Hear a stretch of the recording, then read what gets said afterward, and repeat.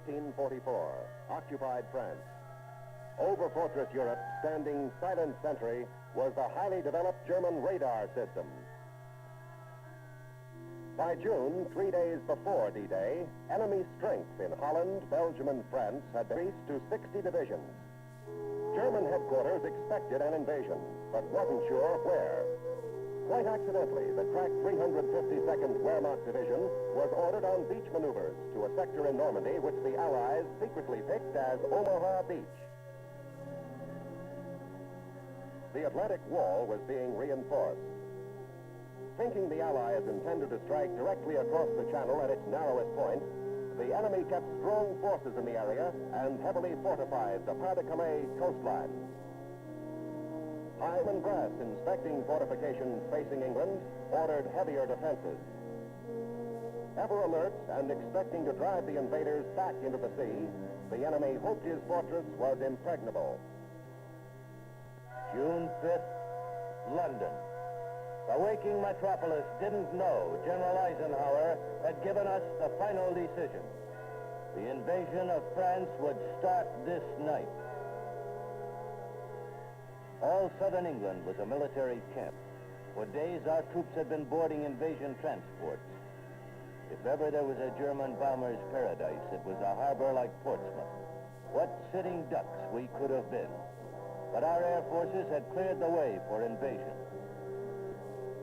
Late in the afternoon before D-Day, Eisenhower, Spaatz, and Brereton came to Newbury. At headquarters of the 101st Airborne, they visited with the paratroopers who were getting ready to embark on their hazardous mission. Many of them told their Supreme Commander that as soon as they dropped in France, everything would be taken care of. But the general and the private weren't kidding each other.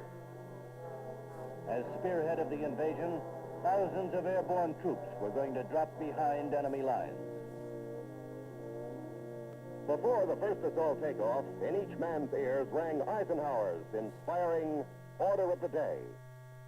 Soldiers, sailors, and airmen of the Allied Expeditionary Force, you are about to embark upon the great crusade toward which we have striven these many months. The eyes of the world are upon you. Your task will not be an easy one. Your enemy is well-trained, well-equipped, and battle-hardened. He will fight savagely. But this is the year 1944. The United Nations have inflicted upon the Germans great defeat. Our air offensive has seriously reduced their strength in the air and their capacity to wage war on the ground. The tide has turned. I have full confidence in your courage, devotion to duty, and skill in battle. We will accept nothing less than full victory.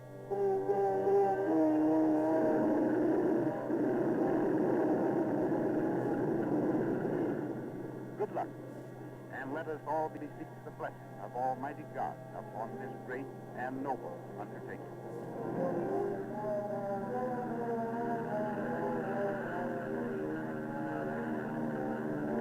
This was really it.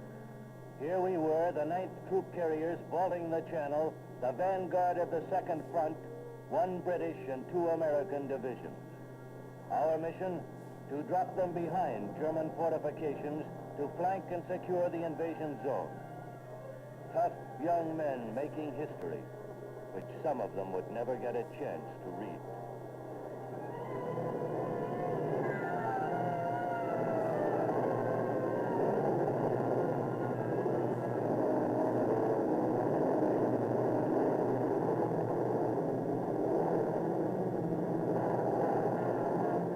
Historic France, with memories of ancient invaders, was being invaded again.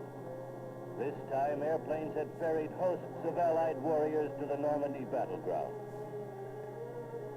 The element of surprise was effective as airborne troops, some led by General Matthew Ridgway, dropped in the appointed areas behind the proposed landing beaches. Now the battle to control the gateway to France. Men we had delivered from the skies were launching the liberation of Europe.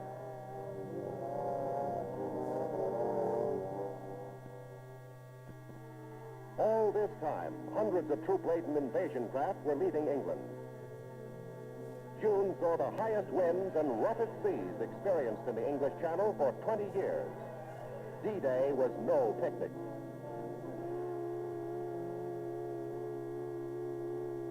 At busy airfields ranging from Devon to Lincolnshire, we marked our aircraft with D-Day stripes and loaded them with reinforcements.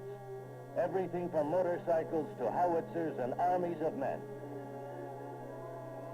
Last-minute hookups were ordered. Almost a year ago, we had run a similar glider operation to Sicily.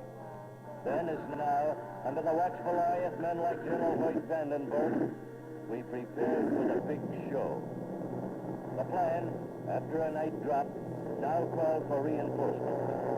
These slow-moving unarmed gliders lumbered off and headed for Normandy to accomplish a miracle. We were engaged in more than airlifting troops and weapons. Air power, leading actor in the prelude to invasion, now played another important role in the unfolding drama that was D-Day. Airplanes commanded by Generals Kepner, Anderson, Quesada, and Wayland rolled off British fields to cover and directly support the Allied armies about to hit the beach. The pre-D-Day timetable also called for our planes to warn the French, planes to divert the enemy, planes to smash German radar and communications, planes to attack rail centers, bridges, and airfields. 8,000 planes dispatched to isolate the battle area from the rest of France and help the Allies grab a foothold on Western Europe.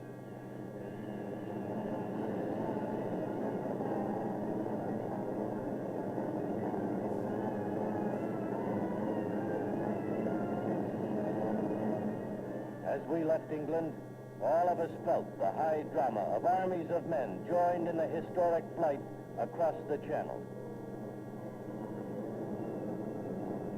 Bearing witness to the mighty spectacle were the Allied seaborne forces escorting the U.S. First Army and the British Second Army for the great assault. The invasion schedule now called for a tremendous naval overture.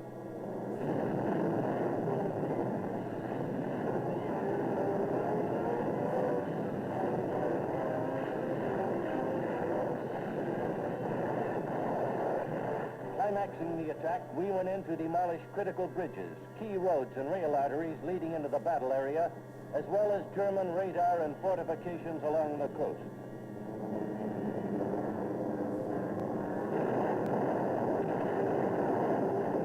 By D-Day, 74 tunnels and bridges leading to Normandy were put out of business.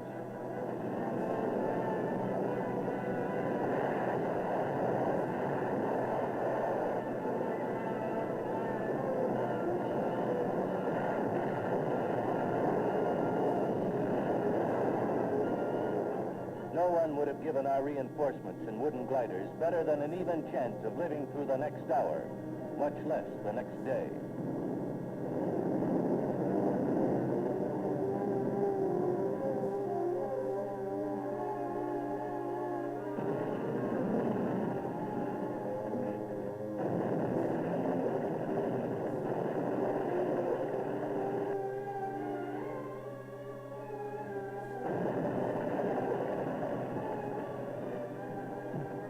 They were wrong. We had a lot in our favor. We had mastery of the air. We achieved complete surprise. And we had guys with guts and faith in freedom on our side. Flying cover over the invasion armada, we watched our guys get ready to hit the beach. Even the Germans didn't interrupt the show. No U-boats, practically no Luftwaffe. Freedom was on the march. Not realizing the extent of the force opposing them, the Germans tried to stop the invasion.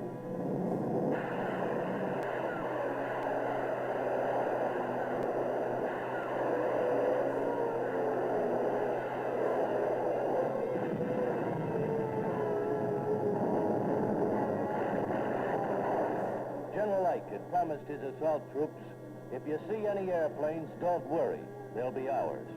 He was right. We were there with a vengeance.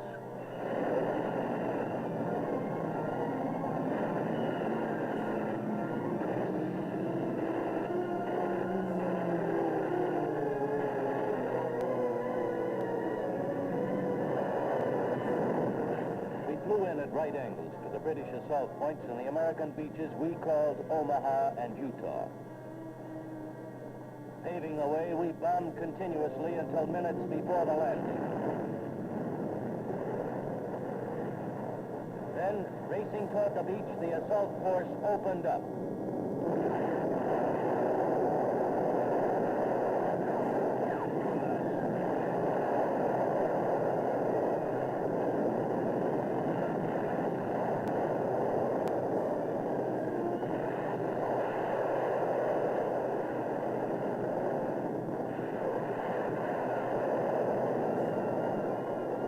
Shower, and waves of free men hit the beach.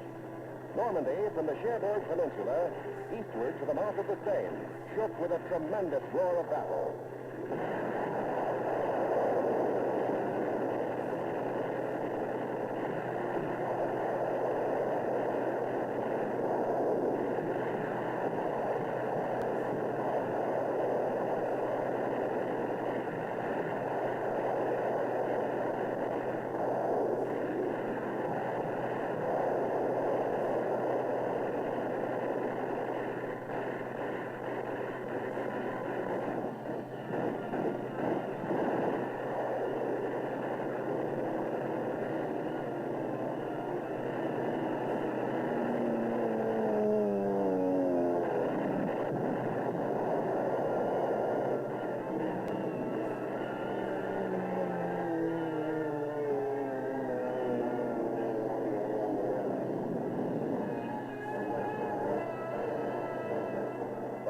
Crust of the German west wall was broken.